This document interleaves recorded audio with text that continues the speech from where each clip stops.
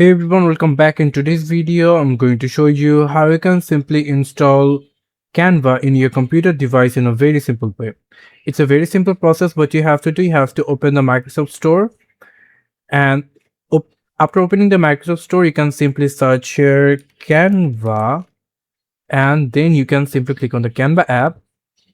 Here it is. You can simply click on install, and now it's downloading. And after completing the download, it will automatically installing, so you don't need to worry about. After complete installation, you can simply click on the open, and your Canva is rightly opened. And from here, you have to log in through the browser. If you click on that, you have to open another new tab for logging your Canva. So you just have to log in through your Google or Apple or any of your account. So that's it. Thank you so much for watching. I hope to see you for another videos. Till then, goodbye.